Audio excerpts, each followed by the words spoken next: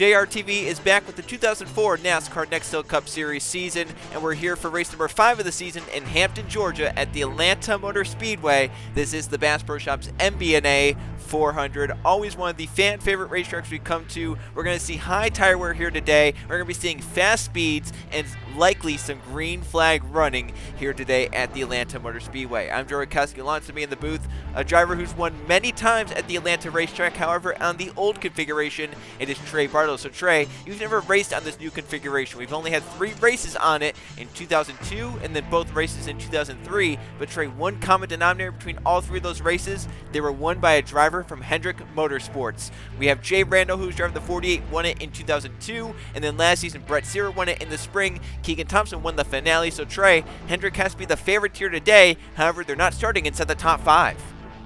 Yeah, and I feel like we're all kind of a little surprised by that, but again, like you mentioned, they're pretty dominant here, so I wouldn't be surprised at all to see them slowly work their way up, almost like a Roush at Rockingham, right? So we'll have to see what they really what they have in store for us.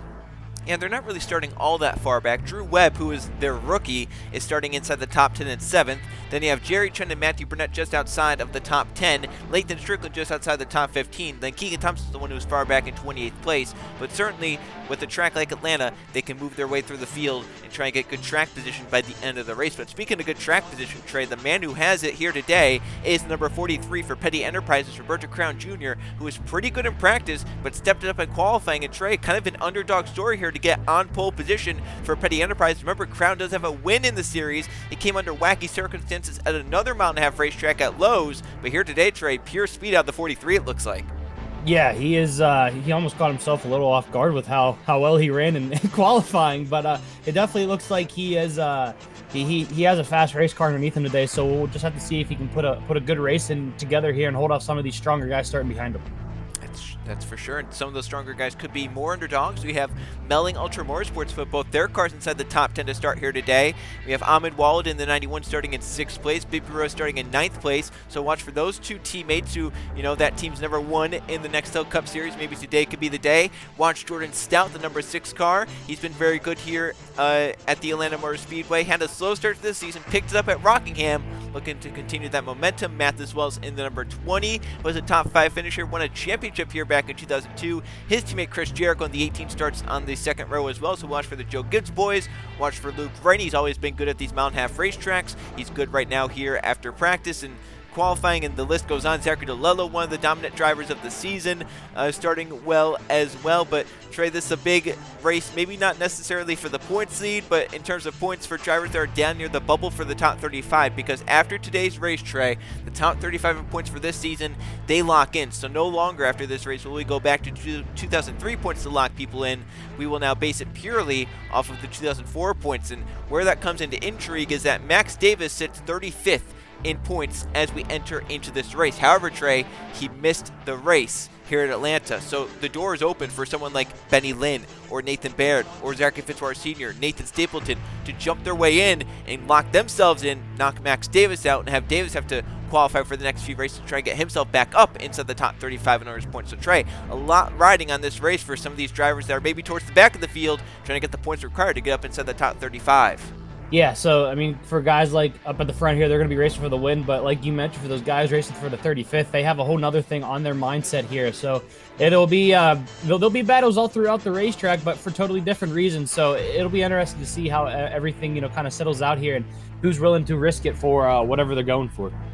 And if enough drivers who were below the 35th place in points run well here today, like someone like, as mentioned, just below it, Benny Lynn, Nathan Baird, Zachary Fitzwater Sr., Nathan Stapleton, they're all very close to that top 35 bubble. If they all have really good days, it could put more than Max Davis in jeopardy. Just in front of Davis in points, Ben Oskin's not too far ahead. Laura Chung's not that far up the road as well, so there are drivers that are just barely in that could fall out, and it could be more than Max Davis. So we'll have to see how it all works out after 52 laps here at the Atlanta Motor Speedway. We'll go take a look at the track facts here for the racetrack in Hampton, Georgia. Another beautiful day for racing.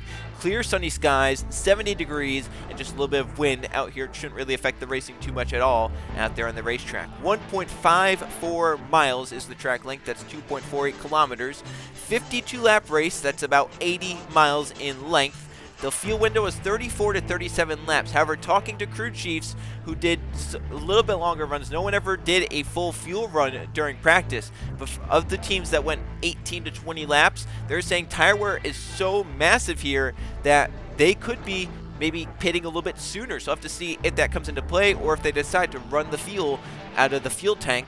The ladder banking in the corners, 24 degrees, 5 degrees on the straights, and Hendrick Motorsports, as mentioned, has won the last 3 Atlanta races. In fact, they're the only team to win on this new configuration of the Atlanta Motorsport. We'll see if that continues, or will some other team knock off that trend like we saw last week where Roush Racing had dominated Rockingham, but Hendrick Motorsports knocked their trend off. We'll see if Roush can maybe deliver a dominating blow here today at the Atlanta Motorsport. We'll go down trackside, fire the cars up for the 2003 Bass Pro Shops MBNA 400 here at Atlanta.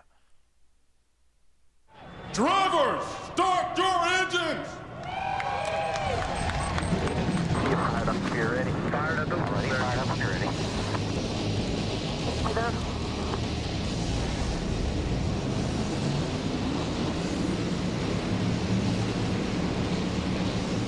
Their roll 42 cars off of pit road for the Bass Pro Shops MBNA 400. Trey, we don't have to go far to find your pick because you picked this man, Roberto Crown Jr. at the polls here to win here today at Atlanta.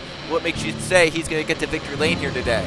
I mean, Joe, he just has a really fast car. He got himself up on the pole there. I'll be interested to see what he can do once he gets out front here and, you know, kind of has an area of his own here. But, Joe, I think all in all, he's just feeling really lucky today.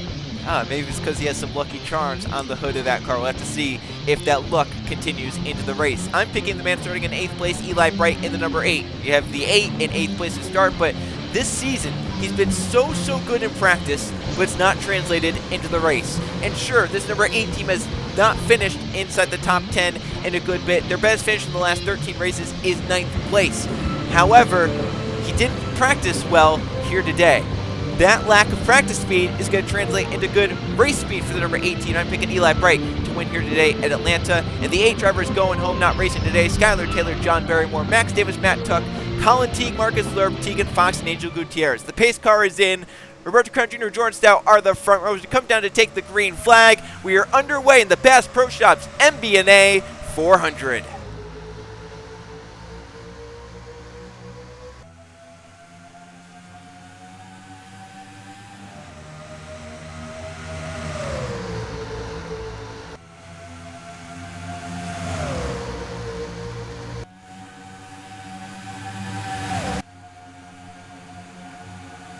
Everyone's staying mostly in line for now, mostly 2 wide. Now we're going to start getting some 3 wide up front for the lead. Crown Jr. had it. Here comes Mathis Wells to the inside. First lap led. Trey, that was too close to call. Who do you call led that first lap? I think it was the 20. I'm not positive. And it was the 20, and Trey, just by a few 1,000ths of a second, Mathis Wells leads the first lap. 5 bonus points there towards the championship. Wells clears out in front. Luke Rainey clears in second. Crown Jr. again line in 3rd place. Here comes Drew Webb and Trey. These speeds on these fresh tires are reaching near 200 miles an hour at the end of these straightaways. Even down the front stretch, they might be over 200 miles an hour as they race off into turn 1. Talk about having to have some bravery to go out there and just drive down to these corners and hope it sticks down into the bottom of the racetrack. Oh, yeah, because one slip up here, Joe, and it's going to be a scary moment for you. And if there's anyone above you at that same time, that might even be worse. But right now, these guys are taking anything they can with all the grip they have at the moment and try to make up as many spots at this time. So you can see the 7 slowly working his way up there, too. Saw him look almost 3 wide last time around here, but now he's single file as his 43, Joe. Does not seem like he can get to the bottom here, and he's kind of suffering a little bit. And Crown Jr.'s car looks tight at the moment. He had gotten in line, but it washed up the racetrack and allowed some other drivers to his inside. And now there's a whole train of cars getting by him. You see Chris Jericho just moved around. Here comes now Jerry Chen in the Tropicana number 24 looking to the bottom. Eli Bright jumps down in line. Jordan Stout, who started outside pole, trying to get down in line. Here comes Jude Martinelli in car number 77. Sarah Kirchner, Conrad Evans, 2 RCR teammates. And that's a team RCR that had dominated at Atlanta before Hendrick really took over. I mean, when you think about Atlanta, you think about RCR until lately where you start thinking about Hendrick Motorsports. But Trey, this is a great battle for about 10th place. Ooh. That was about nearly 4 wide off turn number 2 right there. Yeah, that was close. Looked like the 36th of Evan Hunter kind of got a little squirrely there, but he was able to keep the car under control there. As you can see, Kirchner is still working this bottom really well. She's going to get below that 77, make up some more spots. And up front, we have a battle for the lead. Luke Rainey down to the inside of Mathis Wells, pressuring him into turn number 1. Drew Webb is right there, and so is Bibi Ruiz in car number 7. Wells with a little bit of a better run off the top of turn number 2 might clear the 88 back as they race down the back straightaway, and Mathis might help or might thank Drew Webb for that. 2 Chevrolets hooked up on the top side, and it might have pushed Mathis Wells back to the lead and kept Luke Rainey behind Wells for now, as Luke will clear in second place, and for third place it's a battle. Webb now on the outside, and Bibi Ruiz fills the hole, jumps to the inside, and puts that number 7 Melling Ultra Motorsports car up inside the top 3 positions on lap number 7. That battle in there kind of let these guys behind him. You see Jericho Bright, and that's the 24, I believe. Yep, that's Jerry Chen in some different paint this weekend. I had trouble figuring out who it was for a second, Joe. Yeah, it's a unique car, and Tropicana's never really been on a race car, but here we have that number 24, and it's looking good. Jericho took 4th away. Eli Bright wants to take 4th away immediately down to the bottom, and Webb and Jerry Chen nearly come together. They almost make some contact, but they're going to race cleanly side by side off turn number 2 and down this back through. With the field tray, you can already see starting to spread out a little bit as the lap times start to fall off with the tire wear that's already affecting these cars only 8 laps into the race.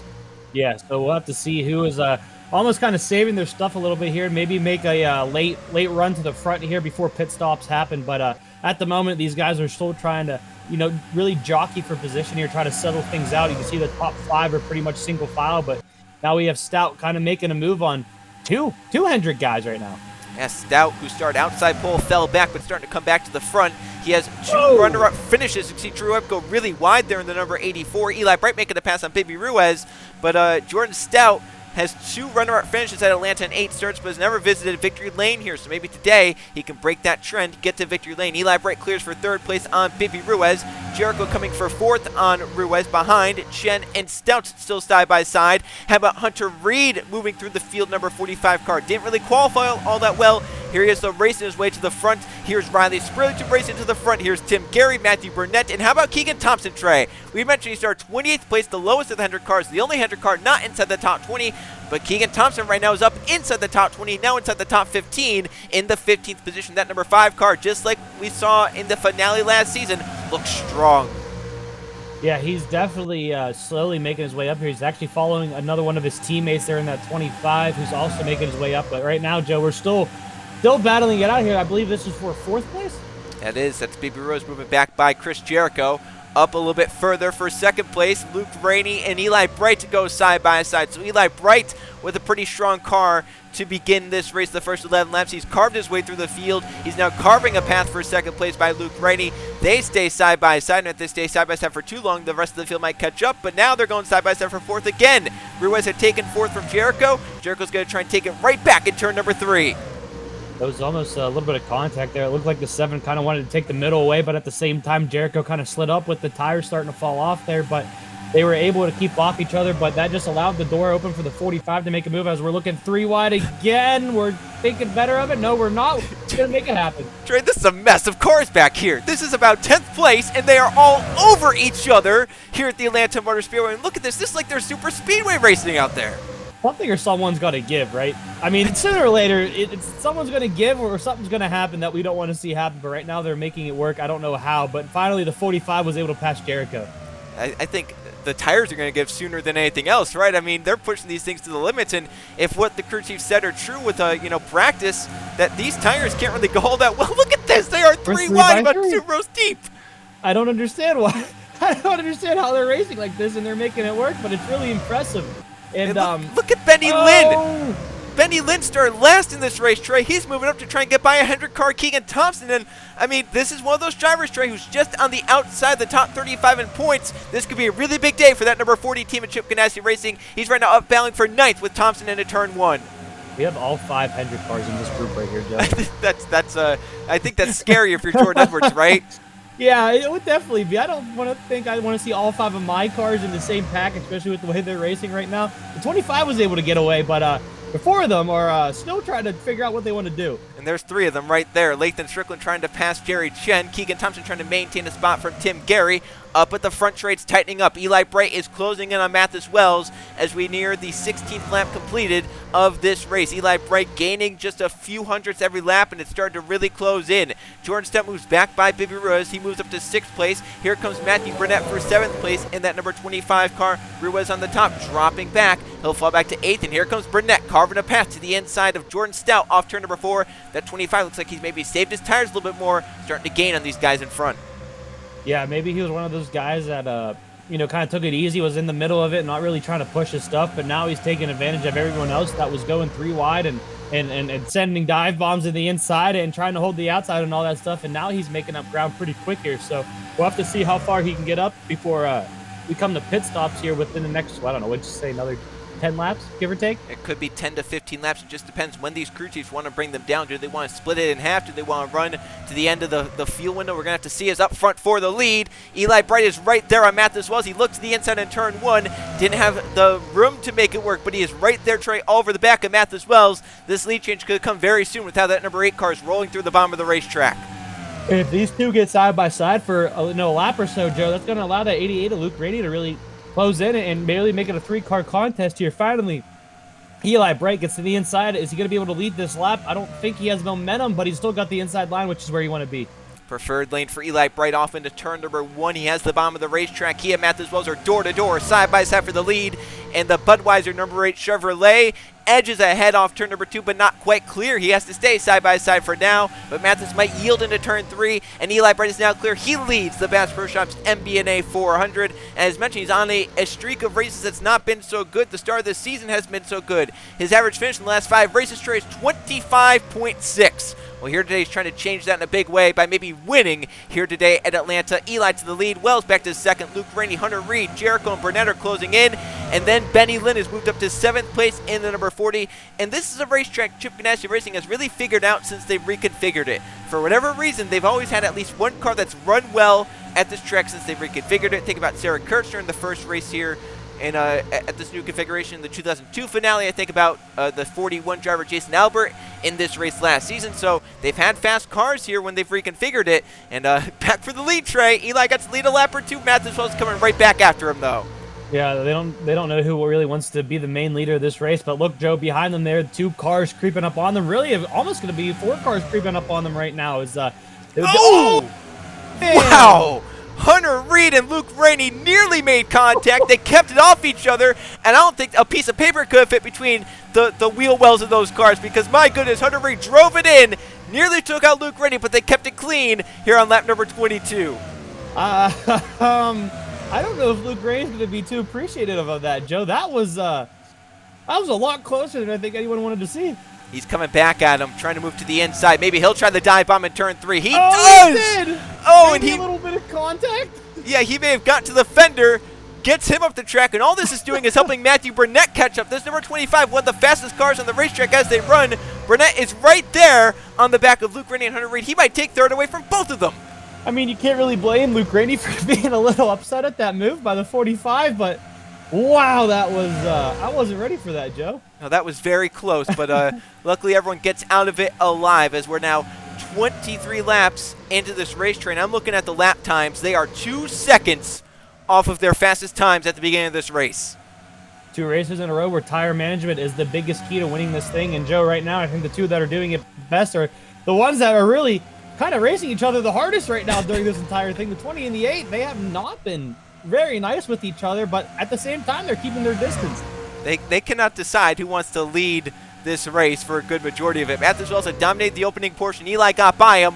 Wells then got back by him. Eli gets back by Mathis Wells. Behind them, Matthew Burnett moves to 3rd place by both Hunter Reed and Luke Rainey. That's bringing Reed by Luke Rainey. So this is a great battle. 3rd, 4th, 5th, and 6th place. Chris Jericho's just lurking behind them. Then you have Benny Lynn in 7th. He's closing in. Keegan Thompson is in 8th. Tim Gary's in 9th. And here's a great battle for 10th place. Former teammates Lathan Strickland and Justin Zeidel go at it. Strickland in the 48, Zeidel in the number 2. They race side by side. That's 10th and 11th on the racetrack.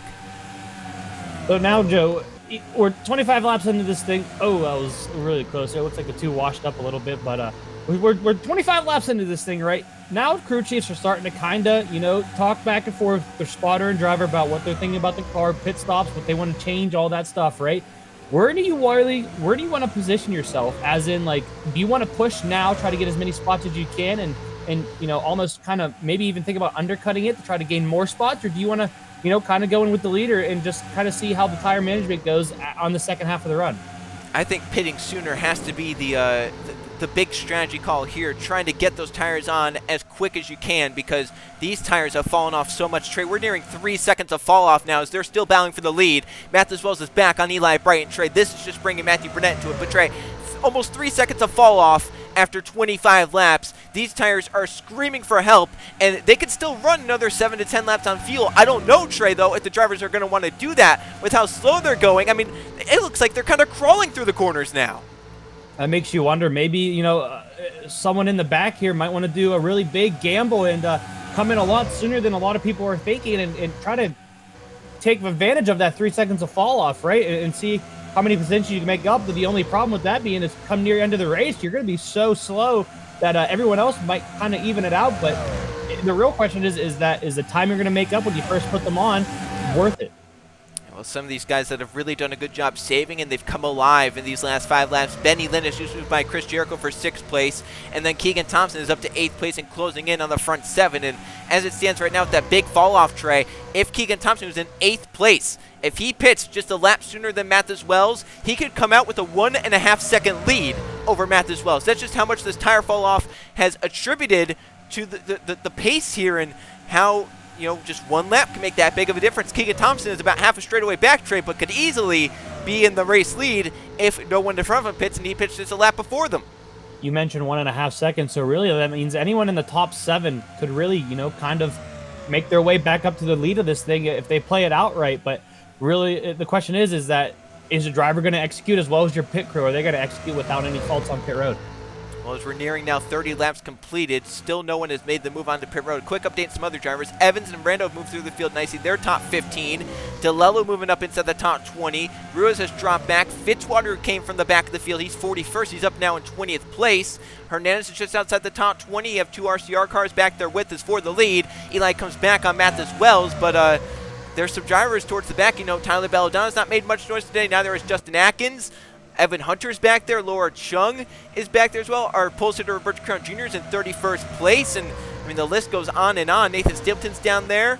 And pit stops, though, Trey, they're looming around the corner. Eli Bright just took the lead from Matthews Wells. And here we go. We have some back markers on pit road. Some of the guys that were at the back figured they had nothing to lose. They come in, and here comes the leaders in with them. It really is anyone going to stay out? That's the big question, because it seems like we have a parade coming on pit road, Joe. It's a follow the leader onto pit road. Oh! Did you see that car in the back there? Yeah, everyone in the back, really, they maybe would have been better out staying out, because I have to think they're losing more than 3 seconds just by, having to jam up on pit road like that. All right, Joe. So real question is, are we going to have contact? And if we do, who's it going to be and how bad will it be? It's a decently wide pit road, so I hope everyone maintains. We'll have to see, can the 8 crew rise to the occasion, get their driver off first? Can Matthews Wells stay with them? So far, it looks like pretty even stops for both. Eli's Jack is down. He has to wait a little bit. The 91's coming in. He hits the 8 car leaving. Eli's going to lose the lead to Hunter Reed and might have some damage on pit road. There it is. Contact, and it was the guy running 2nd place. He's going to lose time because of it, but I don't think the damage was too terribly bad. But now look at Hunter Reed and Benny Lynn are going to cycle out to 1st and 2nd. Where did Matthews Wells go? Oh, now he's got to check up because he's not on the good part of the apron there. Now he's going to get going. This is just an abysmal stop by the Joe Gibbs crew, and he has not going to be a very happy guy after this. And how about the strategy call for this man? He was the highest driver that came in early. Nathan Stapleton's going to cycle from nowhere to the top 5. This is for 5th place, Trey. So 1 lap made that big a difference. He was nowhere to be seen. Now he's inside the top 5, but he is 5 seconds back. But it's going to be a lot better of a finish than it was if he just followed everyone else into pit road. It just shows you what type of strategies could really help. And now they have pretty much slingshotted themselves into a top 10 here. And if they have the speed or just, mediocre speed, they could probably come away with a top 10, if not a top 15. So we'll have to see what they can do. So at the front, two drivers that have never won in the Nextel Cup Series lead this race. Hunter Reed for Petty Enterprises out front by 0.8 of a second. Benny Lynn for Chip Ganassi Racing is in second, as mentioned, 0.8 of a second back. Great battle for third place. Matthew Burnett, Eli Bright going after it. See some damage on the right side of the number 8 car. It shouldn't affect him that badly. See, still making passes out there, but they're 2.5 seconds behind the race leader, Hunter Reed. We'll have to see. They're cutting it down even while battling, so we could have them close in. Then you have Stapleton. He's 5 seconds back in the battle with Keegan Thompson. That's 5th and 6th. Then you have Zidell is up in 7th. Jericho's just moved to 8th. Jay Randall's up to 9th. A very great stop for him. And Conrad Evans, for the first time today, is up inside the top 10. Then you have Lathan Strickland in 11th. And a huge gap back to Fitzwater in 12th. Spurleytube in 13th. Gary in 14th. Pre McShane pitted sooner. She's up inside the top 15. Just lost it, though, to Mathis Wells and Drew Webb and all the others. At the front tray, Benny Lynn is closed in by 0.3 of a second. He's now half a second back.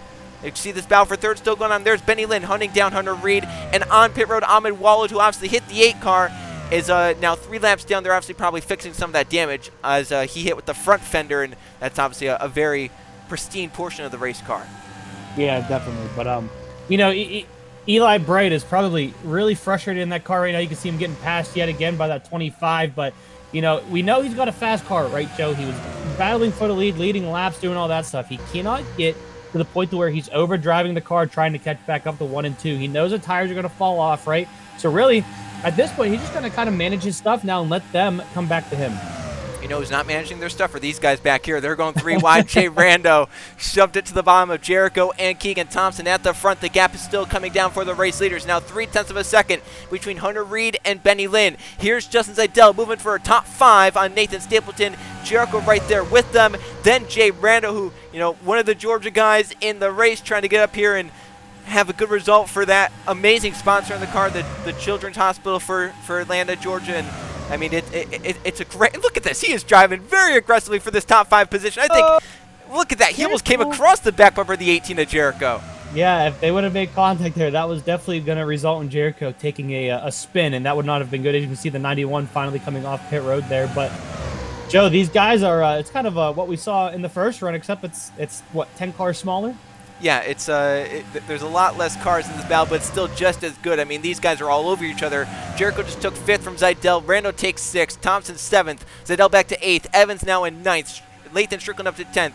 Nathan Stapleton is back now outside of the top 10, but still, if he can just hang with this pack, he easily has a top 11 finish in his sights. Up at the front, Lynn is closing in on Reed. Meanwhile, Burnett and Eli Bright are 2 of the faster cars on the racetrack. They've closed to within now 2 seconds of the race leaders with now 12 to go at the line tray. They were 2.5 seconds back just a few laps to go. And if they stay single file like this, they can easily close and make it a 4-car battle for this race win.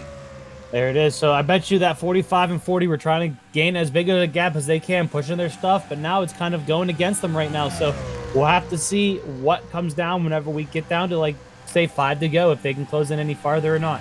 And how about, you know, a stat for this is that we have a Dodge 1-2 here at Atlanta. Dodge has never won at this racetrack. Could they break that string here today with either Hunter Reed or Benny Lynn, or will the Chevrolets continue their dominance here? Chevrolet has won 25 races here at the Atlanta Motor Speedway, and they're looking for another one, and they have drivers 3rd and 4th, Burnett and Eli Bright, chasing down the 2 Dodges at the front of the field. 10 laps to go at the line. Chevy's won 57% of the races at this racetrack, Trey. A lot of you attributing to that, and a lot of Hendrick Motorsports attributing to that, but they're looking for more with 2 different drivers. Matthew Burnett, Eli Bright, they're closing in now. That might be a 2.5 back now at this lap. Yeah, they're definitely gaining multiple tenths a lap here. So if they can continue this, maybe get a little bit more each time, it's they'll definitely be there at the end. But will they have the stuff to pass them by the time they get there? These guys are gaining too. I just don't think they're going to have enough time. I think with just 10 laps to go, they're over 3.5 seconds back. They're closing in tenths at a lap. The problem is they're just too far back. If they were a little bit closer, I think they have a shot as well. But I think we're coming down to a 4-car battle for this win. It's going to be Hunter Reed, Benny Lynn, Matthew Burnett, or Eli Bright to get to victory lane. Those four separated by just 1 2/3 seconds. Hunter Reed still trying to maintain out in front. He's been so close to victory through his Nextel Cup Series career. Could today be the day? He hasn't finished inside the top 10, Trey, in 12 races. And how about if your first top 10 to 12 races could be your first ever race victory in the biggest stock car racing series in the world? Yeah, that would be something to talk about, wouldn't it? Right? But he's still got a couple of laps here to kind of do it with two hard charging guys charging behind him. Matthew Burnett trying to continue Hendrick's dominance here as well. And Burnett, as mentioned, many times, he's not won since the 2001 season at 1.5 miles at Texas Motor Speedway. So maybe he can continue that 1.5 mile success and finally get back to victory lane and get his first victory with Hendrick Motorsports and his first victory since 2001. Jay Reno moves inside the top 5 by Chris Jericho, who falls to 6th. Zidell and Keegan Thompson are right there as well. Now Trey, the front 3 within a second. Burnett is right there closing up. Can he get by Benny Lynn in a quick enough manner? Because we're coming around to 6 laps to go. There's not too much time left. Burnett really does have to be very good, be very efficient in passing this number 40 of Benny Lynn so he can catch Hunter Reed and have a chance to pass him. You can visibly see the couple of tenths a lap that the 25 is catching this 40 right now. I mean, look how close he closes it up on corner exit right here. He's going to get a run. Look to the inside, Joe. Gosh. He's there. He is absolutely cruising right now. He moves to the inside. Benny Lynn leaves the door open with 6 laps to go. There's enough time for Matthew Burnett to get by and chase down Hunter Reed. Can Hendrick Motorsports Trade continue their dominance at the Atlanta reconfiguration? They've won the last 3 here at Atlanta, looking to make it 4 in a row. Burnett moves to 2nd with 5 laps to go. He has the time to get by Hunter Reed, but can he find a way to get by him is the big question. We'll have to see. He's still cruising. It was half a second last time. Now it's about the same, but he did have to pass the 40 there, so this is going to be the real show to see if that 25 is still catching at the pace he's catching right now. Eli Bright's going to pass, maybe. Close call. He really needs to pass Benny Lynn because then once Burnett and Hunter Reed start battling, maybe Eli can close in, but he didn't get the run off turn number 2. Benny Lynn maintains that 3rd position. Eli Bright definitely has to be scrambling in there trying to find a way around him. He moves to the inside, gets to his quarter panel. We have 4 laps to go here at Atlanta. The 25 team won this race last season with Brett Sierra behind the wheel. Now it's the same story. Sierra didn't really lead much in last season's race until the very end, where he passed a dominant Riley Spurley to win the race. This season, Matthew Burnett's not led here today. Can he pass Hunter Reed, who's led most of the laps here today after pit stops to try and win the Bass Pro Shops MBNA 400? 3 to go at the line. Burnett painting the bottom of the racetrack, trying to get to the inside of Hunter Reed off turn number 4. Doesn't quite get there, but he's right in the back bumper. 3 laps to go at Atlanta. He is all over Hunter Reed into turn number 1. If you're Hunter Reed, what do you do, Joe? Do you try to block? Do you try to play a little nice here? The 45 is going to push up the track a little bit. You can see the tires are starting to show on this car, but the 25 still has yet to be able to get around him. Yeah, he's right there, but as mentioned, this is for the win. Hunter Reed's going to fight a lot more than Benny Lynn was. As you can see right there, Hunter Reed, he runs a little bit wider, actually maybe gained some time on it. 2 laps to go. Can Matthew Burnett get by Hunter Reed? These 2 drivers going for some of their first wins in the series. Burnett has not won since 2001. Hunter Reed's never won. They're 1st and 2nd with just 2 laps to go. 25 got a little bit of a run. There he goes. He's peeking inside. He's still peeking inside. He's going to get there going into entry of 3, Joe. The real question is, will he dive it in? He's going to dive it, almost contact, but he made it stick. He dives to the bottom. Matthew Burnett takes the lead coming to the white flag. Hunter Reed's going to fall in 2nd, but might have a shot to try and get back to him. Last lap at Atlanta is underway. Matthew Burnett now leads. Hunter Reed's right there, and so is Eli Bright. 3 cars under a blanket into turn number 1 for the final time. This 45's got to hope for some sort of run coming off of turn 2 here. We'll have to see if he can get it, Joe. I don't think he can. He didn't really get a good corner entry and a run off. There's no move to the inside of 3. Can he dive it in? He can't. Matthew Burnett holds it at bay through turns 3 and 4 for the final time. Hendrick Motorsports going for 4 wins in a row at Atlanta. Matthew Burnett breaks the winless streak. He's the winner here at Atlanta. Look at that. I mean, that is special for Matthew Burnett. To break a winless streak like that, Hendrick Motorsports believed in him after the offseason, and it pays off Trey with another victory for Hendrick Motorsports. That's now 2 in a row with Strickland doing it at Rockingham and Matthew Burnett doing it here at Atlanta. That's great to see. And Joe, what did we say? This is HMS's track, right? It was a little weird to see them not qualify good, but I believe it was me that said wouldn't be surprised if they were up near the front of this thing near the end of it. You did say that, and you know what? That was That was literally what they did in this race last season. They let other drivers go up there and dominate, lead most of the laps. You know, Mathis Wells, Eli Bright, Hunter Reed led a lot of the laps, but in the end, Matthew Burnett just needed to lead the final 2 laps to get to victory lane. Car number 25 gets it done here at the Atlanta Motor Speedway. And Trey, that's a great story for Burnett, who, as mentioned, has not won in a long, long time. It was nearing 3 years. And Matthew Burnett is able to break the winless drought here. And you have to give a shout-out, to Hunter Reed, Trey, who went up in 2nd place and was so close once again to that first ever Nextel Cup Series victory. He's going to have to wait another week as Hunter Reed ends up just short in 2nd place. Yeah, that's definitely not the best feeling in the world, but at the same time, you got to be happy with the 2nd place finish, right? I mean, you showed that you guys have speed and you have the right chances, called the right pit strategy there, and you just come up short. But at the same time, I mean, 2nd place is 2nd place. Nothing wrong with silver. Yeah, that's a great points day as well to try moving up inside the top 20 in points as we now go take a look at how the 42 drivers finished here at Atlanta. Matthew Burnett ends up on top with the race victory, his first since Texas in 2001. Hunter Reed ends up in 2nd, just a 10th and a half back. Hunter Reed so close, led all those laps after pit stops, but didn't lead the final 2, and that was the big difference here today. Eli Bright, one of the fastest cars out there. You have to think, if there wasn't contact on pit road, could the number 8 have found victory lane here today with the track position? He had to battle back, but ends up in 3rd. Benny Lynn, a very solid day. As mentioned, he came in below the top 35. He's easily going to jump up in with a 4th place finish and a top 5 finish for Chris Jericho. Car number 18 with a very solid run here today. Atlanta was really inside the top 5 all day long. Jay Rando had to battle back from a poor starting spot. That very special paint scheme ends up just behind Jericho in 6th place. Justin Zeidel continues, a string of very solid performances in 7th. Keegan Thompson, Lathan Strickland, 2 more 100 cars, 8th and 9th. And Thompson battled back from 28th place on the starting grid. And a top 10 for Mathis Wells, who was one of the front runners before pit stops. Had a slow stop, fell back outside the top 10, but battled back up to finish inside the top 10 here today. Riley Spurgeon, just kind of a mediocre day, but solidly in 11th. Should be decent points for him. Conrad Evans in 12th. There you can see Nathan Stapleton. His strategy worked out for a top 15 finish. Drew Webb, the rookie, is going to keep his car inside the top 15 in owners' points, and he'll be racing without worry, qualifying without worry to make the races over the next few weeks. Zachary Fitzwater Sr. may have done enough to bump himself up inside the top 35 in owners' points. You can see Tim Gary, Mitchell Collins had to come from the back. Ends up in 17th. Pri McShane, a top 20. After her great run at Daytona, where she finished 4th, she had not finished better than 35th. And here today, she gets a top 20. Tyler Belladonna right there as well. See Hernandez and Atkins. Samet Osgen had to come from a little bit lower on the grid. Luke Rainey really struggled. Started in 5th, but ends up 24th. See the Sarah Kirchner, who's had some good runs here, didn't have one here today. The 2 Evernham cars and Ryan Wilson. Sebastian Kukla has had good runs here. Finished runner-up here in the finale last season. Ends up 30th.